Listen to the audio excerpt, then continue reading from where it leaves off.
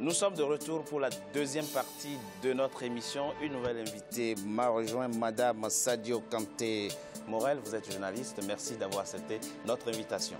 Merci mon confrère. Maître Brice Nzamba est resté avec moi, de même que Patrick Dion, président de la Fédération PCT France. Merci à vous deux. La situation sécuritaire dans le pôle serait plus que fragile. D'aucuns parlent même de catastrophe humanitaire. Mais qu'en est-il réellement? C'est un reportage de Deva Panzou, notre correspondant au Congo. Environ 332 villages ont été détruits dans la partie du département du Poul au sud du Congo où s'effectue depuis plus d'un an la traque de Frédéric Binsamo alias Pasteur Ntoumi, présumé responsable de l'attaque du 4 avril 2016 et de ses miliciens par les forces armées congolaises. Ces opérations militaires ainsi que l'insécurité permanente causée par ces ex-miliciens ninjas a favorisé l'exode d'au moins 14 750 hommes, femmes, enfants, vieux ou vieilles vers les zones plus apaisées. Regardez toutes ces populations qui sont dans la désolation, dans la détresse, des gens qui vivent de leurs petites activités agricoles, qui n'ont plus la liberté de travailler. C'est extrêmement grave à cause de cette affaire de Poul. Il s'agit d'une vieille affaire. Ce n'est pas aujourd'hui que l'on parle du Poul seulement.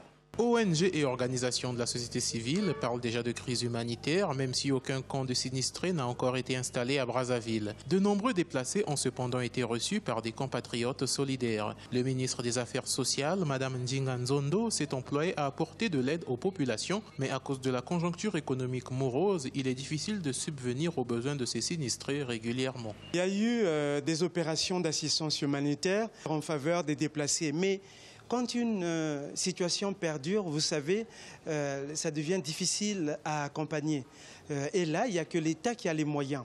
Et donc, nous appelons à chaque fois le gouvernement de ne pas oublier ces déplacés, de pouvoir les assister. Bon, le gouvernement dit aussi qu'il fait face à un certain nombre de difficultés. La situation sécuritaire dans le département du Poul s'est aggravée au fil des mois. Dans la nuit du lundi 29 au mardi 30 mai, des hommes armés identifiés comme les ninjas du Pasteur Ntoumi ont été repoussés par l'armée après avoir tenté une attaque sur la localité d'Igné, située à 45 km au nord de Brazzaville. Là-bas, ils ont aussi réussi à installer les déplacés dans des familles d'accueil. À Igné, c'est parce qu'avec Madame le maire, que je tiens à saluer ici, que nous sommes organisés à recevoir les populations et à les mettre dans les familles. Et je salue les populations d'Igné qui ont accepté de recevoir les populations dans les familles pour que nous n'ayons pas des camps. Mais c'est cette solidarité que nous demandons. Regardez, allez-y au marché Total, il n'y a plus de fruits. Allez-y au marché Total, il n'y a plus de légumes. Les prix sont en train de galoper. Depuis quelque temps, avec la multiplication des attaques contre l'armée, il devient difficile, presque impossible, d'acheminer de l'aide humanitaire aux populations qui ont abandonné tous leurs biens. J'aurais souhaité que les organisations humanitaires soient autorisées à aller dans ces contrées-là pour donner à manger à ces populations. Est-ce que c'est normal qu'on puisse exiger de laisser passer pour amener à manger aux populations? De laisser passer. Vous ne pouvez pas quitter ici avec des véhicules, mettre des vivres et atteindre ces villages-là qui sont aujourd'hui dans un état de délabrement très avancé. Les populations du département du Poul ont plus que jamais besoin d'une aide humanitaire massive. Depuis une année, les enfants n'ont pas pu suivre une scolarité normale. L'abandon des activités agricoles ont occasionné la rareté de certains produits sur le marché brazzavillois. Les Congolais espèrent une fin imminente de ce cauchemar qui n'a que trop duré. Madame Kanté Morel, on l'a vu, le trafic ferroviaire est bloqué. Ça veut dire que les populations du pôle ne sont plus ravitaillés en vivres. L'État n'arrive plus à se déployer sereinement dans cette partie de votre pays. Les enfants ne vont plus à l'école. Que vous inspire la situation dans le pôle? La situation dans le pôle, d'abord moi en tant que femme, mère, donneuse et entreteneuse de vie, j'aurais voulu que ça cesse, que ça n'ait même jamais commencé.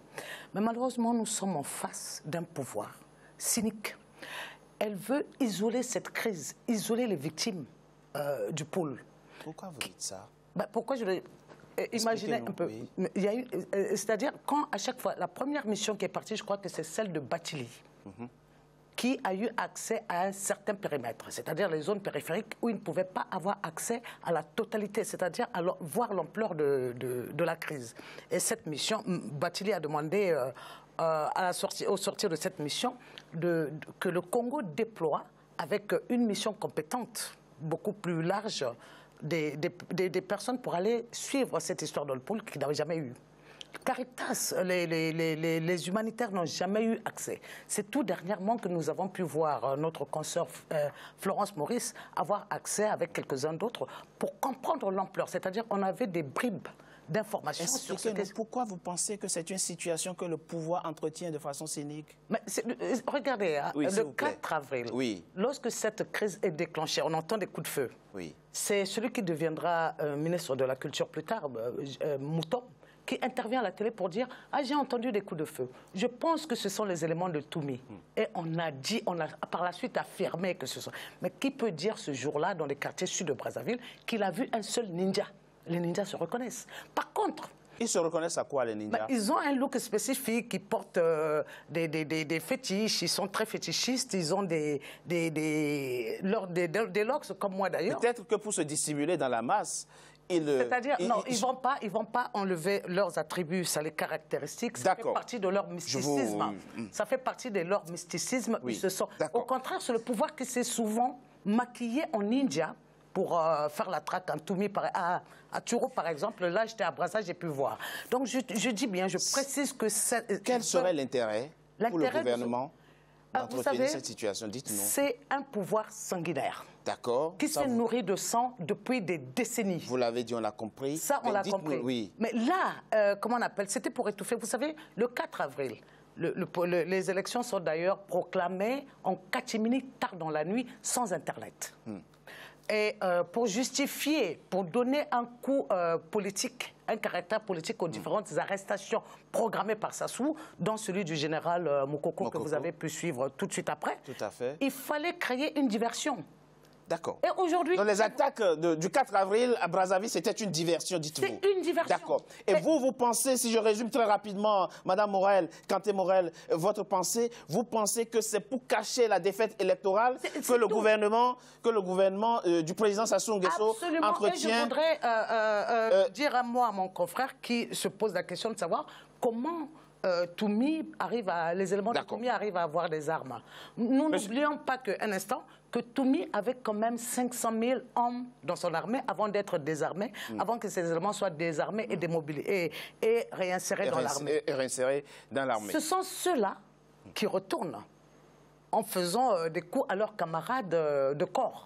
Qui retournent... Monsieur Dion, très rapidement, je vous remercie. Madame Kanté Morel dit quelque chose qui, si c'est vrai, est d'une extrême gravité. Son raisonnement n'est pas logique. Parce que à quoi cela servirait-il à un pouvoir qui a gagné les élections, qui a l'implantation, la majorité... de faire un simulacre de... Mais elle explique que c'est pour camoufler des contestations post-électorales qu'on crée et entretient la situation dans le pôle. Pas du tout. Non, vous croyez que ce n'est pas le cas? Sur les 9 candidats à l'élection présidentielle, aucun candidat n'avait l'envergure de pouvoir gagner l'élection présidentielle. Aucun. La preuve en est que les deux qui ont pu donc avoir, qui étaient le deuxième et le troisième, qui ont pu avoir 14 ou 15%, aujourd'hui on voit que de toute façon, il y a les élections législatives qui arrivent, on verra bien si ces gens-là, si le deuxième ou le troisième, que ce soit Kolela, que ce soit Jean-Marie Michel Mokoko, ont des gens derrière, on verra comment ça va se manifester dans les résultats tout à l'heure. Vous pensez que votre pays peut organiser aujourd'hui des législatives avec la situation dans le pool? Il appartient quand même au gouvernement. Oui. Pour que les élections législatives puissent être effectivement crédibles, il appartient au gouvernement de solutionner le plus rapidement possible cette situation du pôle. Elle l'a dit tout à l'heure, Madame Sonia Kanté, qu'en tant que maire, j'ai beaucoup aimé, j'ai beaucoup apprécié. Parce que tous tels que nous sommes ici, là, nous sommes des compatriotes. Personne ne veut qu'une seule personne meure là-bas dans le pôle. Tout le monde est désolé de constater qu'effectivement, toute la vie est figée. il n'y a plus d'école, il n'y a plus de marché, il n'y a plus de commerce, l'activité économique, culturelle est complètement bloquée. Donc on ne peut pas aller justement aux élections de telles conditions. Donc il est de l'intérêt du gouvernement, bien sûr, de faire en sorte qu'avant le premier tour, je pense que c'est la lancée officielle, je pense, si ça se précise, c'est le 2 juillet. Donc nous pensons, nous prions, pour qu'effectivement, non seulement Toumi revienne à de bons sentiments, qui se remettent au maître de la justice, mais que cette situation puisse trouver une solution avant le 2 juillet. C'est quelque chose qui dépasse la prière. C'est une situation qu'on ne peut plus régler par la simple prière maintenant, Monsieur Dion. Mais peu importe, on y reviendra. Brice, Maître Nzamba, est-ce qu'il y a une faute politique dans la gestion de la rébellion des années 90? Puisque ces ninjas qui aujourd'hui tiennent tête à l'armée nationale, ils viennent de quelque part, ils ont une histoire, ils ont eu un parcours. Madame Morel l'a dit, le pasteur Toumi avait toute une armada derrière lui. Est-ce que vous pensez qu'au moment de la démobilisation, du désarmement et de la réinsertion, il y a eu des erreurs politiques qui ont pu être commises et qui aujourd'hui pourraient justifier effectivement qu'il y ait ces substrats que sont les ninjas aujourd'hui qui sévissent encore dans le pôle? Écoutez, ce qu'il faut dire, c'est qu'il faut bien connaître l'histoire du Congo. L'histoire du Congo, en tout cas, si on peut faire un bref retour en arrière, tout part un peu de la conférence nationale. Et puis, il y a aussi, et par la suite, on a eu, je dirais, la seule élection, en tout cas transparente, présidentielle, transparente, qui n'a jamais été contestée, du président Pascal Lissouba. Et on sait tout ce que ça a donné, les guerres.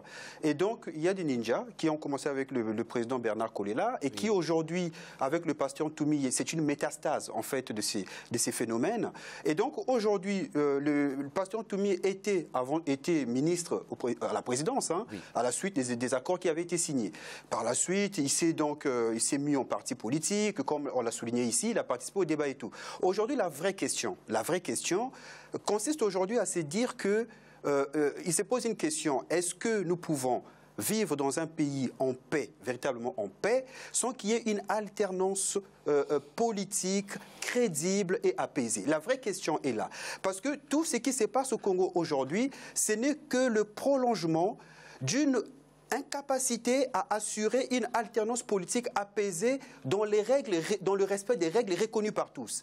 Et c'est ça qui crée des mécontentements et qui donne le sentiment, pour certains, que la gestion du pouvoir au Congo est accaparée par un groupe de gens, pour ne pas dire une famille, et qui donc suscite des mécontentements aujourd'hui. Moi, je dirais qu'aujourd'hui, quand on nous parle des actes terroristes, il faut quand même se dire qu'il y a des méthodes de guerre. Mais ce que vous dites, Maître Nzamba, excusez-moi, ce que vous dites mérite éclaircissement. Vous êtes en train de nous expliquer, de nous parler d'alternance crédible. Le problème aujourd'hui, c'est que pour l'opposition de votre pays, tant que le président Sassou Nguesso gagne une élection, elle est truquée. Non, mais c'est pas ça. C'est-à-dire que ce n'est pas blanc. On est parti de ce postulat. Voilà, c'est pas un postulat, c'est un constat a posteriori. Parce qu'à partir du moment où bon, après, on ne va pas refaire le monde, on est là où on en est. Oui. Mais ce que je veux dire, c'est que les conditions dans lesquelles la Constitution a été changée n'était pas du tout à fait transparent et reconnu par tous. Les conditions dans lesquelles l'élection a été organisée et les résultats avec la coupure d'Internet, tout ça jette donc de doutes sur la fiabilité. C'est-à-dire qu'on ne peut pas rentrer dans un temps moderne. En 2017, je précise, et qu'on en soit encore à discuter sur qui a gagné et à ne pas en être sûr. Je pense qu'aujourd'hui, les Congolais, ce qu'ils veulent, surtout la jeunesse du Congo, ce n'est plus se dire que pour gagner sa vie, il faut devenir un soldat. Ou pour gagner sa vie, il faut créer un parti politique ou aller faire des courbures dorsales auprès d'un homme politique. C'est que les Congolais, la jeunesse du Congo veut aujourd'hui, c'est que les hommes politiques comprennent une fois pour toutes que les questions politiques, il faut trouver des solutions politiques. Il faut les régler politiquement. Et donc, répondre les questions politiques qui se posent aujourd'hui, c'est les conditions dans lesquelles la Constitution a été changée et l'élection a été organisée. La vérité, c'est ça. Madame Kanté, oui, vous voulez très rapidement... Je pense que je suis d'accord avec vous sur la dernière partie, qu'on ne peut pas refaire le monde, parce que ce qui a été fait a été fait, mais je ne pense pas que, quel que soit le fait qu'on ait coupé Internet ou bien qu'il y ait eu l'histoire du 4 avril, que cela puisse justifier le comportement d'un Toumi. Toumi, un seul individu, ne peut pas se permettre, maître, de prendre en otage tout un pays ou particulièrement tout un département. C'est pas possible. Mais donc, pour revenir un peu en arrière sur le problème de la réinsertion que vous... La réinsertion, la question des ninjas, s'il vous plaît. Je pense que dans l'armée aujourd'hui, nous avons globalement, c'est une caricature que je fais, hein, nous avons globalement deux types de militaires. Les militaires qui ont reçu une formation militaire, qui sont des professionnels, et ceux qui ont été réinsérés là, venant donc des ninjas après la guerre, après 2003. Il y a eu un accord en 2003 oui, où effectivement le gouvernement était censé intégrer. Tout à fait. Mais ce qui n'a pas été... Une partie seulement. Et l'autre partie est laissée dans la nature. Justement, c'est ça le problème. À mon avis, c'est ça l'erreur qui a été commise, techniquement parlant. Parce que, d'une part, cette partie qui a été intégrée dans l'armée, ce n'était pas des professionnels. D'autre part, la partie qui n'a pas été intégrée, à tout moment, est restée fidèle au pasteur Ntoumi. Si bien que Ntoumi, comme je l'ai dit tout à l'heure, c'est un personnage complexe. Lorsqu'il prend les armes, tous ceux qui ont... Donc c'est logique aujourd'hui qu'il bénéficie des complicités au sein de l'armée. Bien sûr que oui, c'est tout à fait logique, parce que tous ceux qui ont été réinsérés dans l'armée, qui n'étaient pas des professionnels, c'est par conjoncture, c'est exceptionnellement qu'ils sont rentrés dans l'armée. Mais en fait, effectivement, mais avant vous, très rapidement, Madame Auret, vous avez sans doute votre avis sur la question sur comment gérer aujourd'hui cette problématique liée aux ninjas. Cette problématique, je pense que mon compatriote Patrick Nzom, même s'il a duré ici en France, est quand même encore congolais pour comprendre que ce qui se passe là-bas ne doit pas être géré par de simples mots et des effets d'annonce. Nous sommes face à une situation très dure, très difficile. Comment pouvez-vous comprendre que vous, qui êtes dans ce parti-là ou autour de ce parti-là, la plupart des tenants du pouvoir ont leurs femmes, leurs enfants ici en France. C'est-à-dire, j'appelle ça une sorte de défection déjà à Sassou et à son pouvoir. Parce qu'ils prennent de l'argent, ils volent, ils viennent construire. Ils achètent au Canada, en France. C'est des affirmations gratuites. Oui, d'accord. Je fais mon analyse, je ne vous ai pas interrompu quand vous avez parlé. Oui. Donc, laissez-moi parler. Donc, quand ils font déjà, c'est des signes de défection à Sassou, quand ils volent de l'argent. C'est votre interprétation. C'est mon interprétation pour venir ici, alors que nous avons des salles de classe de près de 400 élèves dans le sud du pays. Que ce président là se permettent de donner des normes internationales à quelques classes dans son village à Oyo, en laissant les enfants du Sud sous les bombardements. Vous savez comment se sont passés les examens, les examens scolaires? C'est très, très difficile à comprendre. Comment gérer aujourd'hui, pour revenir à la question liée aux ninjas, puisque visiblement... C'est-à-dire, ce que je n'arrive pas non plus à comprendre, c'est quand mon compatriote Nzon accuse en permanence le pasteur Ntoumi. D'accord. On a vu Idever Moigny, un député qui a mis une milice devant la télévision à une heure de grande écoute, à 20h, pour dire que voici mes miliciens que j'ai formés qui vont traquer les opposants. Ils ne sont pas allés le sortir, le débusquer. Ils ne sont pas allés bombarder sa région. Ils ne sont pas en train de... Mais pendant plus d'une année, parce que ça date d'avril, on est en juin là. On est en juin, ça fait donc près de 15 mois que ça dure et que des vies humaines, ils ne trouvent que la solution est politique et se trouve entre les mains de Sassou et de ce pouvoir. C'est à eux d'arrêter et l'opposition les a appelés à un dialogue bien avant même que cette crise ne perdure. Pourquoi Sassou n'accepte pas le dialogue? Pourquoi Sassou n'accepte pas le dialogue? On en parle dans la troisième et dernière partie de notre émission après une coup de pause. À tout de suite.